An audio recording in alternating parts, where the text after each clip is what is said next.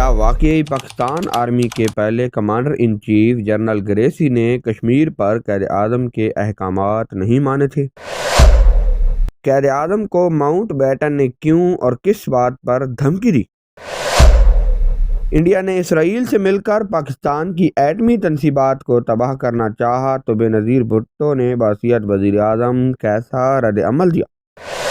کیا بے نظیر بھٹو غدار تھیں؟ ان سب سوالات کے جوابات آج کی اس ویڈیو میں دیے جائیں گے، لیکن ویڈیو کے جانے بڑھنے سے پہلے درخواست کرتا ہوں کہ میرے چینل کو سبسکرائب کر لیں تاکہ اس طرح کی انفارمیٹو ویڈیوز آپ تک بر وقت پہنچ پائیں۔ پاکستان میں ایک تاثر پایا جاتا ہے کہ انگریز جنرل گریسی جو پاکستان آرمی کے پہلے کمانڈر ان چیف بھی تھے، انہوں نے کشمیر پر قائد اعظم کے احکامات نہیں مانے۔ اس الزام میں کتنی حقیقت ہے اس سے پردہ ہٹاتے ہوئے سابق آرمی چیف اسلم بیگ اپنی سوانح حیات اقتدار کی مجبوریوں میں بتاتے ہیں کہ میں جب آرمی چیف بنا تو میں نے فیصلہ کیا کہ پاکستان نے جو 3 جنگیں لڑی ہیں ان پر سیمینار کروائے جائیں گے اور ان میں ایسے افراد اپنے خیالات کا اظہار کریں گے جنہوں نے ان جنگوں میں عملاً حصہ لیا تھا۔ اس سلسلے میں 1948 کی جنگ کے بارے میں 7 سیمینار منعقد کروائے گئے جو راولپنڈی، کراچی، لاہور، پشاور، مظفر آباد اور سکردو میں منعقد ہوئے۔ ان سیمیناروں میں 1948 کے جہاد کشمیر کے بہت سے اہم پہلو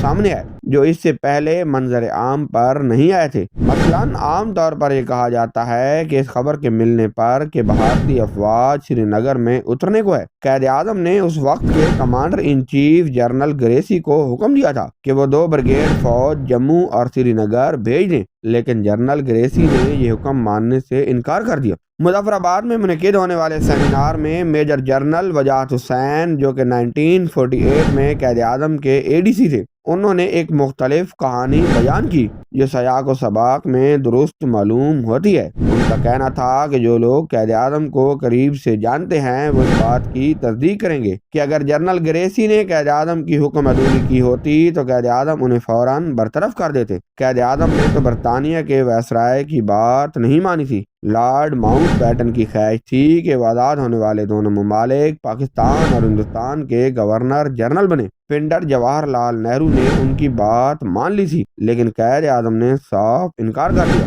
ماؤنٹ بیٹن اس پر سخت ناراض تھا۔ اس نے قائد اعظم کو دھمکی دی کہ آپ کو اس کا انجام معلوم ہے۔ قائد اعظم نے جواب دیا تھا چند $100 ملین کے اثاثے۔ قائد اعظم کا اشارہ تقسیم کے وقت دونوں ملکوں کے درمیان اثاثوں کی تقسیم کی طرف تھا، تو ایسے آئینی ارادے اور مضبوط کردار کے مالک سے یہ توقع کیسے کی جا سکتی ہے کہ وہ اپنے ماتحت کمانڈر ان چیف کی حکم عدولی برداشت کر لیتے بلکہ 3 سالوں تک انہیں عہدے پر برقرار بھی رکھتے؟ لیکن یہ حقیقت ہے کہ نہ صرف وہ اپنے عہدے پر برقرار رہے بلکہ 3 سالوں تک کمانڈر ان چیف کے طور پر پاکستان ہی میں رہے۔ اس کا مطلب ہے کہ حقائق کچھ اور تھے۔ جنرل گریسی کی جانب سے قائد اعظم کی حکم عدولی کی بات سب سے پہلے ایک کتاب مشن ود ماؤنٹ بیٹن میں لندن سے شائع ہوئی۔ جب جنرل وجاہت نے یہ بات جنرل گریسی کو بتائی تو وہ ہنسے اور انہوں نے اس الزام کی تردید کی اور بتایا انہیں قائد اعظم کی طرف سے یہ احکامات ضرور ملے تھے، لیکن جب انہوں نے قائد اعظم کو اصل صورتحال سے آگاہ کیا کہ پاک فوج کے جو افسر اور جوان ملے تھے وہ اس وقت تک بھارت میں پھنسے ہوئے تھے۔ لٹ پٹ کر جو افراد پاکستان پہنچ رہے تھے انہیں مختلف یونٹوں اور فارمیشنوں میں تعینات کیا جا رہا تھا، لیکن نفری پوری نہیں تھی۔ پوری فوج منتشر حالت میں تھی۔ انہی دنوں سیلاب کی تباہ کاریوں نے قیامت برپا کر رکھی تھی۔ سیالکوٹ بریگیڈ کی یونٹیں سیالکوٹ سے لے کر میاں والی تک پھیلی ہوئی تھیں اور پنڈی بریگیڈ کی یونٹیں مردان، سرگودا اور موجودہ فیصل آباد تک پھیلی ہوئی تھیں اور سیلاب زدگان کی امداد میں مصروف تھیں۔ کوئی ایک یونٹ بھی سالم حالت میں موجود نہ تھی۔ میں نے یہ ساری صورتحال قائد اعظم کو بتائی تو وہ خاموش رہے۔ اپنی اسی زبان حیات اقتدار کی مجبوریوں میں سابق آرمی چیف اسلم بیگ سابق وزیر اعظم بے نظیر بھٹو کے ساتھ کام کرنے کے حوالے سے چند واقعات شیئر کرتے ہیں۔ پاکستان میں تاثر پایا جاتا ہے کہ محترمہ بے نظیر بھٹو غدار تھیں۔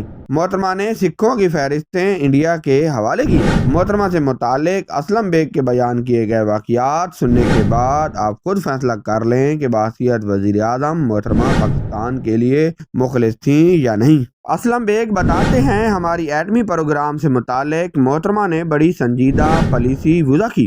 یہ ٹھہراؤ اور احتیاط کی پالیسی تھی۔ اس پالیسی کے بنیادی مقاصد یہ تھے: ہماری ایٹمی مزاحمتی صلاحیت کا ہدف صرف بھارت ہے اور کسی دوسرے ملک کے خلاف ہماری ایٹمی صلاحیت کا استعمال ہمارا مقصد نہیں۔ ایٹمی ہتھیاروں کا ذخیرہ کرنا ایک بے فائدہ مشق ہے۔ ہماری محدود صلاحیت کافی ہے۔ پہلے حملہ کرنے کا نظریہ ہماری ایٹمی پالیسی کا اہم عنصر ہے، کیونکہ دشمن کی جانب سے کیے جانے والے حملے کو روکنا مقصود ہے، اور پھر بھی اگر دشمن باز نہ آئے تو جوابی کارروائی لازمی ہو جاتی ہے۔ ایٹمی صلاحیت روایتی جنگی ہتھیاروں کا نعم البدل نہیں ہوتی۔ دونوں کی اپنی اپنی افادیت ہے، ایک جنگ لڑنے کے لیے اور دوسرا جنگ سے بچنے کے لیے۔ ایٹمی ہتھیار جنگ کے لیے نہیں ہوتے، بلکہ ایٹمی ڈیٹرنس قائم رکھنے کے لیے بہترین ایکولائزر ہوتے ہیں۔ چھوٹے اور بڑے ہتھیار جمع کرنا ہماری پالیسی نہیں رہی، بلکہ ایٹمی صلاحیت کو عوام کی بھلائی کی خاطر پرامن مقاصد کے لیے استعمال کرنا ہماری پالیسی کا ترا امتیاز ہے۔ آگے چل کر سابق آرمی چیف مرزا اسلم بیگ مزید بتاتے ہیں کہ 1990 کے اوائل میں امریکہ، بھارت اور اسرائیل نے ہماری ایٹمی تنصیبات کو تباہ کرنے کا منصوبہ بنایا۔ جب اس بات کا یقین ہو گیا کہ کسی وقت حملہ ہو سکتا ہے تو محترمہ بینظیر بھٹو نے بڑا دلیرانہ فیصلہ کیا۔ انہوں نے وزیر خارجہ صاحبزادہ یعقوب علی خان کو دہلی روانہ کیا، اس پیغام کے ساتھ کہ بعد آ جاؤ، وہ تمہاری تنصیبات کو تباہ کر کے رکھ دیں گے۔ پاکستان کی بڑی فوج اور بحریہ کو ریڈ الرٹ کر دیا گیا۔ پاکستان ایئر فورس کو حکم دیا کہ اپنے جہازوں کو ایٹمی ہتھیاروں سے مسلح کر کے ماڑی پور پہنچا دو اور اگلے حکم کا انتظار کرو۔ جب امریکی سیٹلائٹ سے یہ نقل و حرکت نظر آئی تو ان کے ہوش اڑ گئے۔ فوراً امریکی سفارتکار رابرٹ گیٹس پاکستان پہنچے، صدر سے ملے، جنہوں نے بغیر کسی جھجک کے انہیں حکومت کے ارادے سے آگاہ کیا۔